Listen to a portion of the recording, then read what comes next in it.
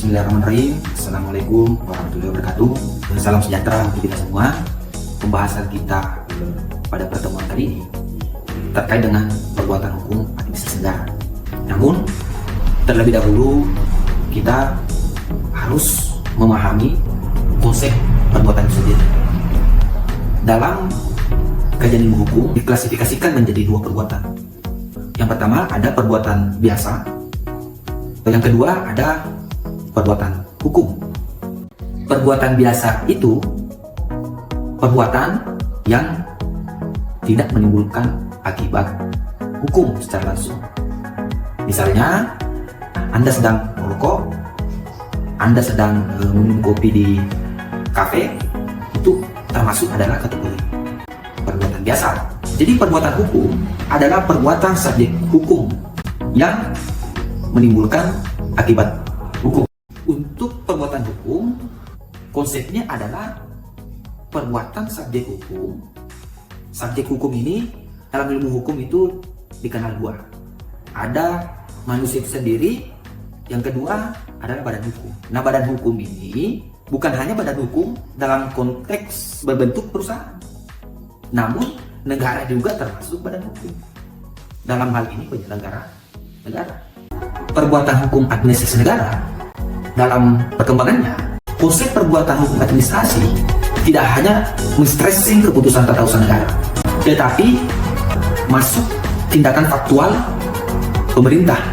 Artinya apa? Bahwa perbuatan hukum administrasi negara pasca lahirnya Undang-Undang Nomor 30 Tahun 2014, jenis perbuatan hukum administrasi itu ada dua jenis. Jenis pertama adalah keputusan tata usaha negara, yakni basic atau penetapan atau keputusan.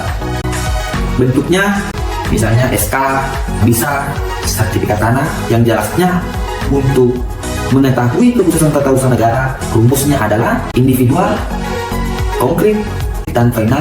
Tindakan faktual adalah tindakan atau perbuatan pejabat pemerintahan baik melakukan sesuatu maupun tidak melakukan sesuatu, atau biasa dikenal dalam ilmu hukum omission dan omission, atau berbuat sesuatu maupun tidak bersesuatu dalam bentuk konkret untuk menyelenggarakan urusan penyelenggaraan pemerintahan. Dalam kajian hukum, perbuatan hukum itu terbagi empat.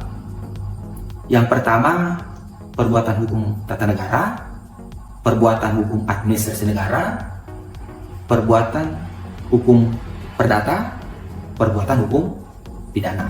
Empat perbuatan hukum ini tentu bersinggungan langsung juga perbuatan hukum administrasi negara. Perbuatan hukum tata negara, perbuatan penyelenggara negara berupa regeling, produknya adalah peraturan perundang-undangan. Sementara perbuatan hukum administrasi negara adalah keputusan tata usaha negara yang dikeluarkan oleh pejabat pemerintahan atau penyelenggara negara lainnya dalam konteks menyelenggarakan pemerintahan. Perbuatan hukum perdata berada di wilayah hukum privat. Misalnya, pemerintah melakukan perjanjian atau kerjasama dengan pihak swasta dalam melaksanakan pengadaan barang dan jasa. Jadi pemerintahan di satu sisi dia melakukan perbuatan perdata, di satu sisi juga melakukan perbuatan hukum administrasi negara. Perbuatan hukum pidana, perbuatan tersebut menimbulkan akibat hukum yang dilarang oleh undang-undang maupun peraturan daerah.